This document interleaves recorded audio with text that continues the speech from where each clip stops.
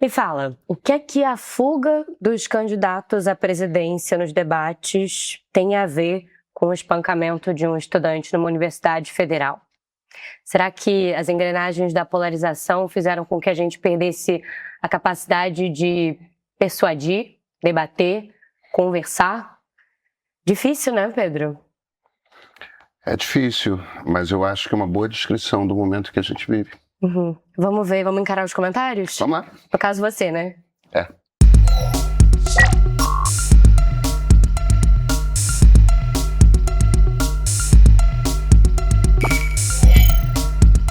Eu vou começar aqui com um comentário do próprio V. Ribeiro no seu vídeo de segunda-feira. Ele diz assim: olha só onde a gente se meteu.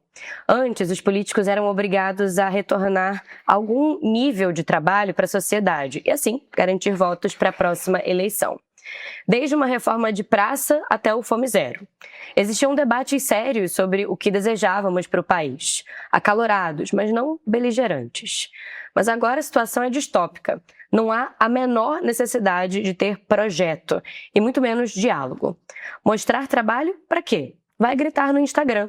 Levantar fundos para quê? Usa o fundo eleitoral mesmo e o fundo partidário.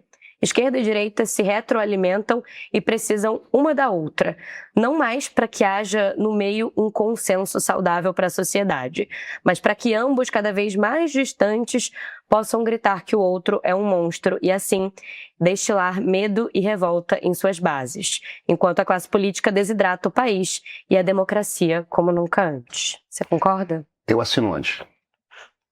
Esse texto, na verdade, é seu, esse é um fake seu. Não, mas eu concordo inteiramente com o comentário. Eu não queria nem ficar tanto tempo nessa questão dos debates, porque, enfim... Eu acho que a gente não deve, acho que a gente deve mergulhar no... Sim, eu queria só fazer essa introdução, porque eu achei curioso que o mesmo que falou quarta-feira, o V. Ribeiro, que disse quarta-feira, vou esperar o vídeo de sexta com pipoca, Claro. Na segunda trouxe esse comentário que parecia que ele sabia o tema de quarta, antes até do acontecimento. Enfim, eu vou seguir aqui com alguns comentários, vou fazer um popurrí. É o seguinte... é difícil esse tema, né? Eu vou começar com um comentário curtinho aqui do @urso no mundo animal. Ele diz assim: eu discordo, Pedro. Quem agiu como nazista foi o nazista. Espero ter ajudado. Meus parabéns aos meninos. E o @x do Nico Gabriel diz assim: Pedro, na ânsia de reafirmar a sua própria ideologia doisladista, correu para fazer um juízo sobre o caso. Não parece que apurou. Ele não apanhou apenas, o rapaz não apanhou apenas por usar uma camisa com alusão ao nazismo. Os alunos quiseram chamar a polícia. Ele chamou um dos estudantes de macaco e iniciou as agressões. Lembrando, isso ainda vai ser investigado, mas ao que tudo indica, a camisa não motivou a agressão. Na verdade, motivou a tentativa de contê-lo até a chegada da polícia. É uma história diferente da que o Pedro está contando. Mesmo assim, nada justifica a sessão coletiva de espancamento. Importante reiterar. Para fechar, deixa eu trazer só o do Vitor, que ele diz assim: eu concordo com 95% de tudo que você falou, mas eu não posso deixar de perceber que houve uma leve passada de pano para o nazismo, óbvio, nessa situação. Obviamente, nada vai tirar o repúdio contra qualquer tipo de violência e linchamento. Mas do fundo do meu coração, a frase "fogo nos nazistas" ainda me parece estranhamente correta, embora errada na prática e sociedade. Vamos lá. Por onde que eu começo? Eu desafio qualquer um a encontrar um professor de sociologia no UFRJ, um único, que perante o espancamento de um menino de favela que tenha cometido um crime, se vire e fale: o espancamento é errado, mas foi ele que começou. Aliás, eu desafio qualquer um dos comentaristas a fazerem exatamente isso. Que perante qualquer... Olha, o Brasil é um dos campeões mundiais em lixamentos. Eu convido todo mundo a ler os estudos do professor José de Souza Martins. É um professor que eu entrevistei inúmeras vezes quando eu estava no Estadão, um professor da USP, um grande sociólogo brasileiro. E uma das coisas que ele mais estudou é a cultura do linchamento no Brasil. Existe, principalmente nos bairros mais pobres das grandes cidades e no interior, uma percepção de que a impunidade é regra e que estupradores, assassinos, gente cometeu crimes muito graves, tá?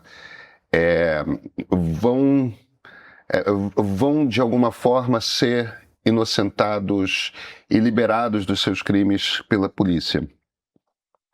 E esse tipo de percepção cria um sentimento de revolta popular que no Brasil, com muita consistência, termina em linchamentos. Tá? E como é que se dá o linchamento? O linchamento é um rito em que você primeiro domina a pessoa.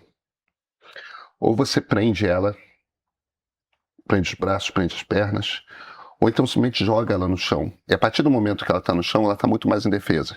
Ela começa a perder a capacidade de se defender, ainda mais de uma multidão. E todo mundo começa a bater e chutar. Com muita frequência, linchamentos terminam em morte, mas nem sempre. A fronteira entre um espancamento coletivo e um linchamento é extremamente tênue.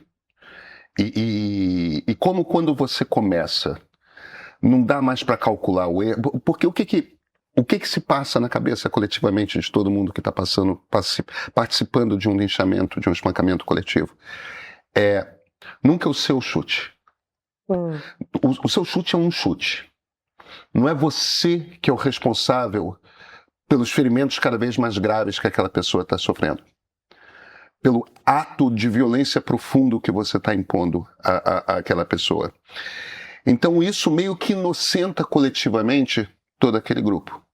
Além do mais, você parte de uma convicção de que você está ali promovendo justiça. Tá certo? Com muita frequência, esse tipo de ação termina em morte. Em geral, quando você vê linchamentos, a gente está falando principalmente de assassinos e estupradores. De vez em quando, a gente vê linchamentos ocorrendo contra assaltantes também, principalmente em bairros mais pobres. Na semana passada, em Copacabana, teve, aqui no Rio de Janeiro, eu sou criado em Copacabana, Yasmin. É um lugar cuja cultura eu conheço profundamente. Minha família mora em Copacabana. É o meu lugar no mundo, é o meu lugar de origem. Teve um menino com aparência de pobre, que estava com uma bicicleta bacana, e um grupo de seguranças pegou esse menino, partindo do princípio de que ele tinha roubado a bicicleta. Não tinha. Só que parece que é um menino que tinha algum tipo de dificuldade de comunicação, ou talvez sequer tenha tido a oportunidade de explicar que a bicicleta era dele. E ele foi violenta e barbaramente espancado. Com essa sensação de segurança, de justiça sendo feita. Se você pega qualquer professor de filosofia, de sociologia, de antropologia, de história, e pede para fazer uma análise do linchamento, do espancamento coletivo, eu duvido que você vai encontrar um único que vá assinar, que esteja disposto a assinar um artigo no jornal. Mas você tem que levar em consideração o fato de que era um assassino. Tipo, não era inocente. Ele tinha razão para estar apanhando. Isso é compreensível. Ninguém vai fazer isso. Ninguém vai fazer isso. Porque professores de sociologia, porque professores de filosofia entendem que um sistema de justiça não pode ser baseado em justiçamento.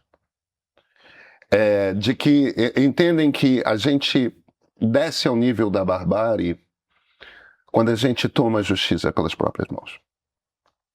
Isso é uma ideia que devia ser claríssima para qualquer um nas ciências humanas. Isso não é uma ideia complexa. Então, eu começo a ceder se vocês me encontrarem, se qualquer um dos comentaristas encontrar um único professor de sociologia que defenda o justiçamento, o espancamento de um pivete de morro. Tá? Alguém que tenha de fato cometido um crime. Às vezes um crime sério. Você não vai encontrar. Você não vai encontrar um único sociólogo que faça isso, que se vire e assine um artigo. Ele não devia ser espancado, mas veja o que ele fez. Ninguém vai fazer isso. Ninguém vai fazer isso. Essa é a primeira parte do argumento. A segunda parte. Qual o crime que ele cometeu? Todos os vídeos de quarta-feira, todos os vídeos de quarta-feira, porque os alunos do IFIX publicaram alguns vídeos que estão nas redes sociais. Todos falam, ele era um nazista. Nenhum fala em injúria racial. Nenhum. Só na quinta-feira, ou no final da quarta-feira, que foi aparecer um vídeo falando me chamou de macaco. Não é a justificativa que deram até aquele momento. O que aconteceu entre os primeiros vídeos e o me chamou de macaco? O que aconteceu? O que aconteceu foi o seguinte: alguém mostrou uma imagem antes do espancamento e o bottom do rapaz era de uma suástica cruzada. Numa placa de proibido. Não era um bottom com uma suástica, era um bottom com uma suástica cruzada. O que começa a complicar em muito dizer que o menino estava fazendo apologia do nazismo. Tá. Aí, temos um problema aqui. Não, me chamou de macaco. Vamos partir do princípio que palavras firam. De que palavras sejam agressões extremamente graves. Tá certo? Vamos partir desse princípio. Aí o que a gente está dizendo, se a gente concorda que palavras são tão graves quanto violência física, se a gente concorda com isso, e não sei se a gente concorda, mas se a gente concorda, o que a gente está dizendo é que todo espancamento pode ser legítimo se em resposta a algum tipo de crime, se em resposta a algum tipo de agressão. Aí precisamos daquele professor de sociologia do FRJ que se vira e fala, não, veja, mas... Vai acontecer? Não vai acontecer.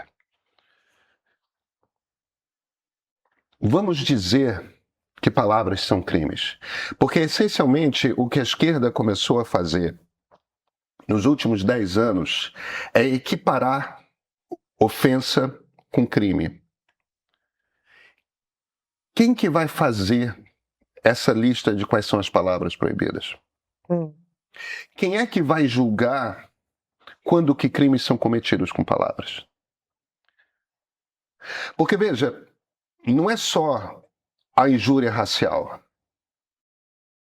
As pessoas começam a se sentir ofendidas dentro de universidades, dentro dos cursos de humanas, porque alguém questiona a política de cotas. Porque alguém começa a se fazer perguntas a respeito de sexualidade humana. Não me sinto mais seguro. Este se tornou um ambiente inóspito.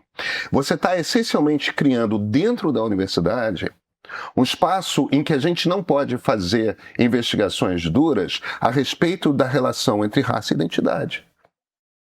A respeito da relação que nós temos com a nossa própria sexualidade. Que é um troço barbaramente complexo e que a gente não compreende de todo. Quais são todas as fronteiras? Se você não pode fazer perguntas difíceis, se você não pode encarar o que os dados te respondem, a partir desse momento, a gente começa a criar um espaço em que existem dogmas e não mais a busca da verdade dentro de universidades. E aí o problema, Yasmin, esse é o ponto essencial que eu estou fazendo, é o seguinte...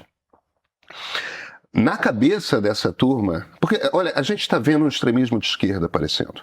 Isso que a gente viu é exatamente o que os nazistas faziam. Só não é nazista porque não é de extrema esquerda, não é de extrema direita, é de extrema esquerda. Mas igual. É exatamente a mesma coisa. Justiçamento. São bárbaros esses estudantes. São bárbaros. É o tipo de comportamento que é absolutamente inaceitável dentro de um campus universitário. Absolutamente inaceitável. Isso é barbárie. Isso é o oposto do que acontece numa universidade. Isso não é a busca do conhecimento. Isso são animais fascistas, entendeu? Resolvendo com as próprias mãos o que eles consideram justiça. Houve um tribunal, houve uma acusação, houve uma denúncia, houve essencialmente uma condenação sumária e a execução da pena, tudo ao mesmo tempo num conjunto de minutos. Entendeu? Esta é a maneira como nazistas agiam. Esta é a maneira como esses estudantes agiram. A gente está num país conservador. No momento que a gente cede isso, eu sou progressista, eu posso não ser socialista, mas eu sou progressista, eu sou um liberal progressista. No momento que a gente cede a ideia de que ideias ofendem, de que ofensas são o mesmo que agressões, o que essa garotada, o que essa molecada não está percebendo é o seguinte: este é um país de maioria conservadora. Se elege um Flávio Bolsonaro, se elege um Renan Santos, quem vai ganhar essa briga de quem que dita quais são as palavras que são ofensivas e viram crime é a direita, não é a esquerda. A esquerda abre esse flanco, é a direita que vai ganhar essa guerra. A gente está, por baixo 10 anos, alertando para um surgimento de uma extrema-direita no Brasil.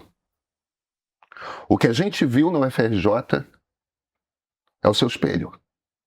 Isso ali, na UFRJ, é o bolsonarismo de esquerda. Isso ali é a extrema-esquerda começando a mostrar suas garras. Ou a esquerda doma essa turma, ou é ela que vai entrar pelo rabo. É ela que vai se ferrar.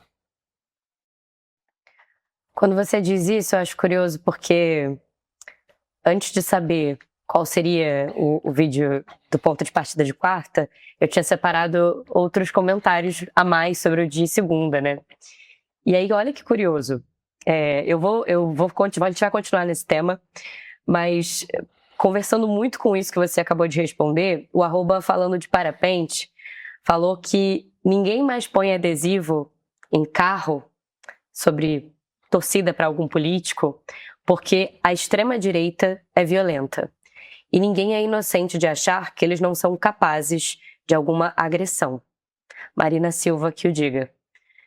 Bom, se a gente tem extrema-direita no país, talvez a gente tenha também agora uma extrema-esquerda. E deixa eu seguir com esse comentário do Mauro.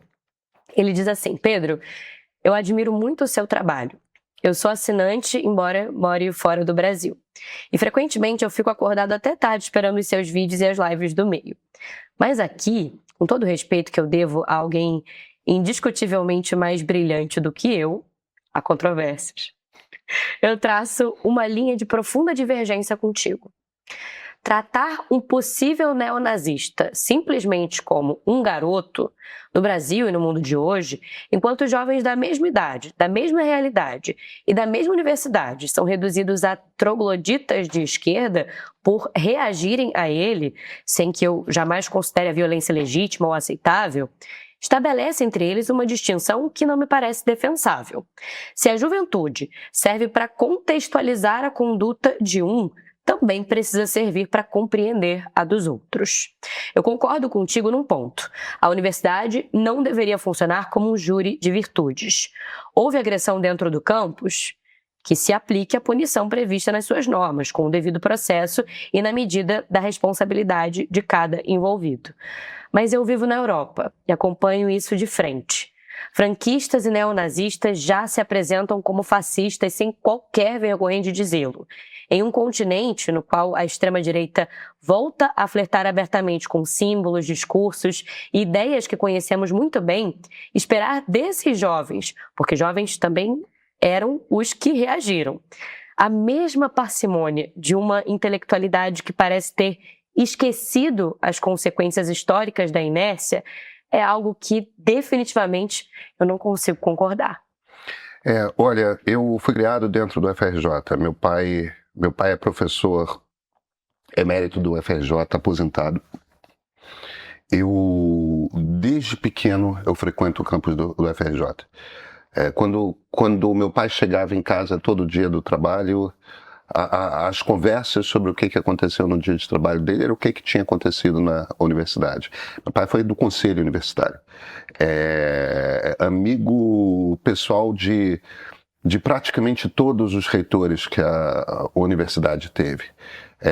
Todos os decanos, primeiro no departamento de física, onde ele trabalhou, depois no CFCH, que é o Centro de Filosofia e de Ciências Humanas, onde ele passou a trabalhar quando ele foi para a Escola de Comunicação. Meu pai é um dos fundadores da Escola de Comunicação no FRJ, onde ele começou bem, né? Exatas, aí foi para Ciências Humanas, que pena. Mas que teoria da comunicação tem muito de matemática, né? Meu pai é matemático. E meu pai foi, inclusive, meu professor na faculdade. E olha, em 51 anos de vida, acompanhando durante muito mais do que metade disso, por dentro o que acontecia no FRJ, porque é uma universidade que eu realmente conheço muito bem, muito bem. Embora eu não tenha interesse por uma carreira acadêmica. Eu sou um jornalista, muito feliz de ser jornalista. Eu não tenho esse barato, talvez inclusive por ser filho de professor, não tenho esse barato de dar aula e tal. Enfim, carreira acadêmica nunca foi o que me motivou, nunca foi algo que me interessasse. Mas, ao mesmo tempo, com profundo respeito pela universidade e tendo muitos amigos que são professores universitários. Pelo menos metade dos meus amigos são professores universitários hoje. E Yasmin, eu só lembro de um caso de espancamento no FRJ. Até esse. Só lembro de um caso. E foi uma situação no alojamento, lá na Ilha do Fundão, nos anos 90, e o rapaz, que era um aluno da universidade, que foi espancado por traficantes de drogas por dívida com tráfico. Foi uma situação muito particular, que na minha vaga memória, foi uma situação tratada pela universidade como de extremíssima gravidade. Eu não me recordo de um único episódio em que estudantes tenham achado que existia razão para se virar contra outro estudante e espancá-lo. Eu entendo que se eu estivesse na Itália ou na Alemanha, eu me preocuparia bastante com o ressurgimento do fascismo ou do nazismo, porque tem a AfD, porque tem uma turma com a qual a Meloni, lá na Itália, flerta, que é extremamente perigosa, mas a gente não tem um movimento neonazista no Brasil. Nós temos o bolsonarismo, nós temos o Missão, a gente tem a nossa direita radical, nós temos a nossa extrema-direita, a gente tem grupos políticos defendendo coisas que são muito difíceis à direita, mas a gente não tem um movimento neonazista surgindo no Brasil.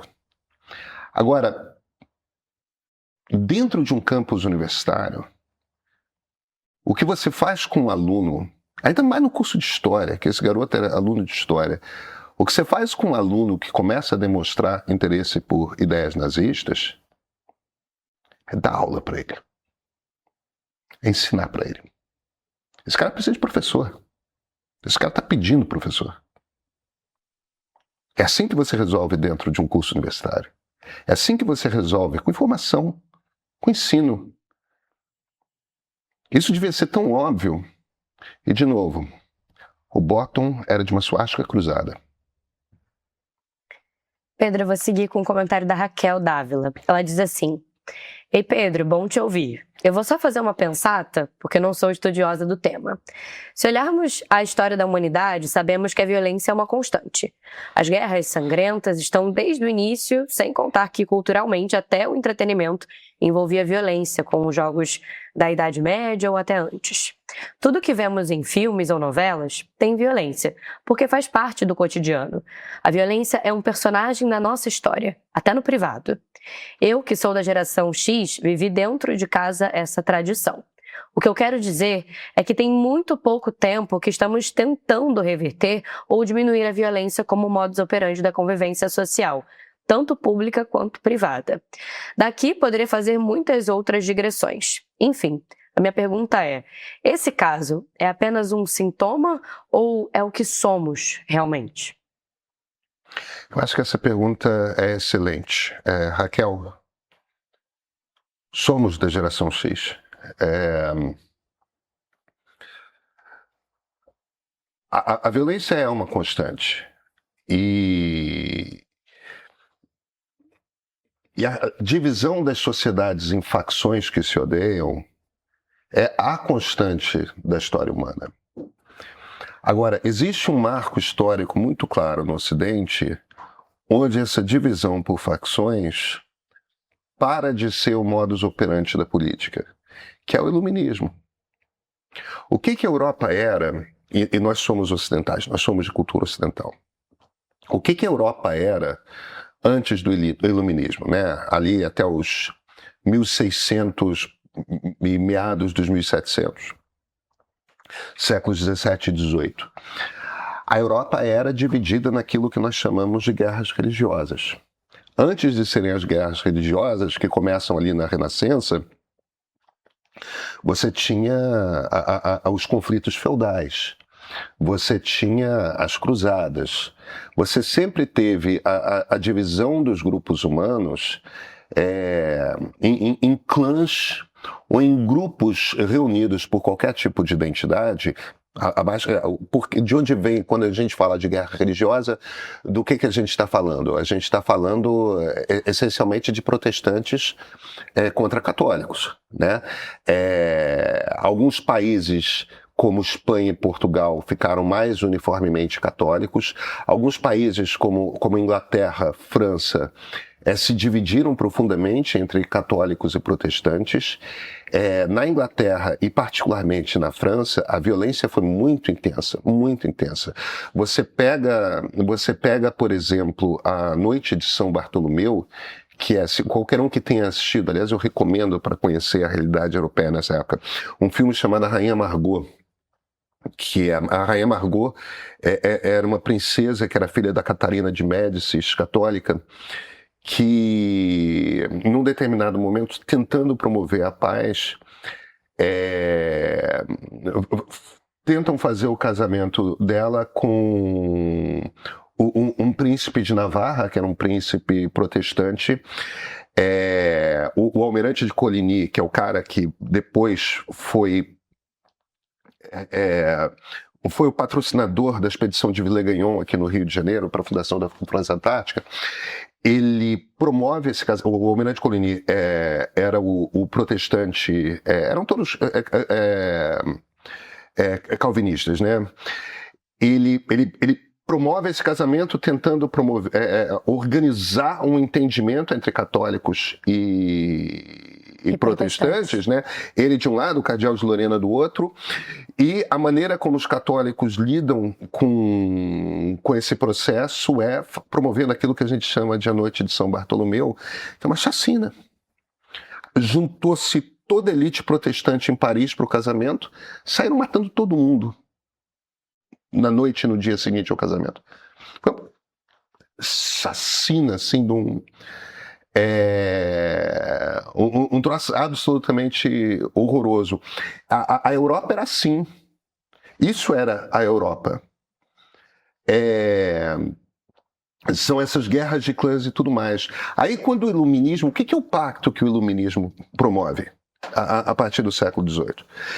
O que esses filósofos franceses, ingleses, escoceses, alemães, o que eles chegam e propõem?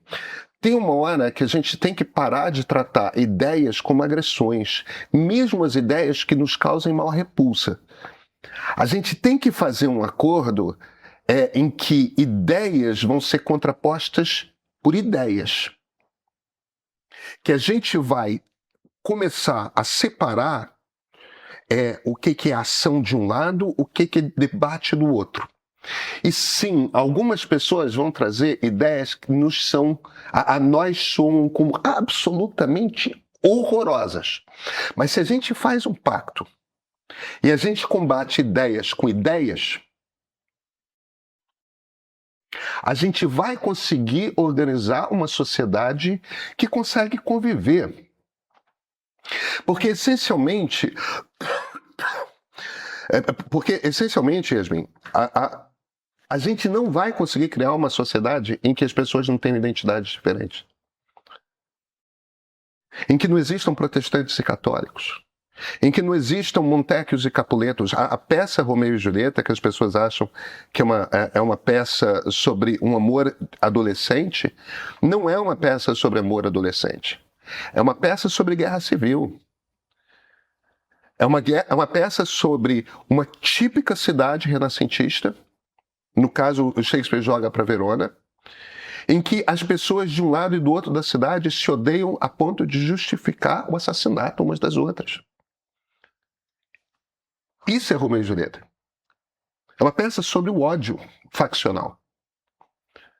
E é isso que a gente está permitindo que aconteça na nossa sociedade, inclusive puxado pela esquerda. Quando você começa a criminalizar ideias, mesmo as ideias mais aberrantes, quando você toma a decisão de tentar calar as ideias mais aberrantes, o que você essencialmente está fazendo é o seguinte: você está, primeiro, criando a ilusão de que você vai impedir que essas ideias circulem, quando na verdade o que você está fazendo é reforçando essas ideias, jogando ela para os lugares mais escuros da sociedade, onde essas ideias são reforçadas e grupos radicalizados à direita começam a se organizar. Aí sim.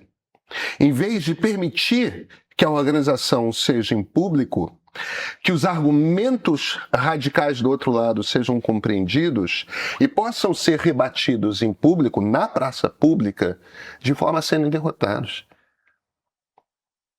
Se você permite que as ideias radicais sejam tratadas à luz do dia, na frente de todo mundo, é muito mais fácil você identificar quem está se radicalizando e é muito mais fácil você construir argumentos que convençam as pessoas a não se radicalizar. Nessas sociedades em que esse negócio é jogado publicamente, o número de radicais é sempre muito pequeno. É quando você começa a igualar ideias com o próprio ato de violência que você começa a criar o faccionismo, que você começa a dividir. Então, no fim das contas, ela tem razão, a Raquel, quando ela se vira e fala, olha, a história da sociedade é violenta. Sim, a história da sociedade é violenta. Mas existe um momento em que ideias param de gerar mortes. Esse momento é a história das democracias. É a história das democracias liberais. A lógica de uma democracia liberal é justamente tentar criar uma sociedade que seja muito menos violenta do que qualquer outra. E democracias tendem a ser muito menos violentas do que quaisquer outros regimes. Agora, a gente está nas duas pontas. Nas duas pontas. E eu quero sublinhar muito isso. Esses meninos são de extrema esquerda. Eles são o espelho do bolsonarismo. Eles são o espelho da radicalização de direita. Eles são o pior do pior, da coisa mais antidemocrática. Eles acham que eles estão combatendo nazistas, eles estão agindo como nazistas agiam. E é isso que a gente tem que ter muita clareza de que precisa ser combatido. Porque, veja, Ao surgimento de uma extrema-direita no Brasil, a gente está começando a assistir o surgimento de uma extrema-esquerda dentro da universidade. É muito importante que as universidades comecem a combater esse faccionismo que está surgindo. Ideias não são agressões. Ideias precisam ser combatidas com ideias. Conhecimento precisa ser trazido para a discussão. O método científico é a solução para a gente derrubar ideias ruins. Mas a gente precisa permitir que seja o debate, os fatos, os dados que façam esse combate. Não a violência, não a expulsão, não a aniquilação, não a construção de ambientes de ideias puras dentro dos departamentos de humanidades. E é isso que está começando a surgir, principalmente nas universidades públicas do Brasil. Então, trazendo aqui para fechar essa pergunta da Raquel novamente, será que a gente está de alguma maneira proporcionando a nós mesmos um rompimento desse pacto iluminista? Eu acho que estamos. Por aí. Eu acho que estamos. Pedro, eu vou te liberar para o final de semana. Desculpa, hoje eu estou particularmente preocupado com essa situação. Eloquente, eu diria. Eu tô muito preocupado, cara. Espero que semana que vem a gente volte a debater mais ideias e menos violência. Até semana que vem. Até. Ninguém aqui vai dizer em quem você deve votar. Na verdade, aqui, centro, esquerda e direita, todos têm espaço. Mas nas próximas semanas, muita gente vai tentar dizer em quem você deve votar. Então, como não se perder em meio a tanta notícia, promessas vazias e fragmentação de conteúdos? Eleições 2026. A escolha pode ser o seu material de apoio para escolher quem vai assumir a presidência do país. O documentário parte dos 5 principais candidatos, quem são, o que fizeram até aqui. Mas a eleição não se explica só por candidato. O filme também olha para o país que o próximo presidente vai encontrar. Já está no streaming do Meio, com outras produções originais que trazem base para votar sabendo exatamente os motivos. Assina o Meio Premium, assiste agora.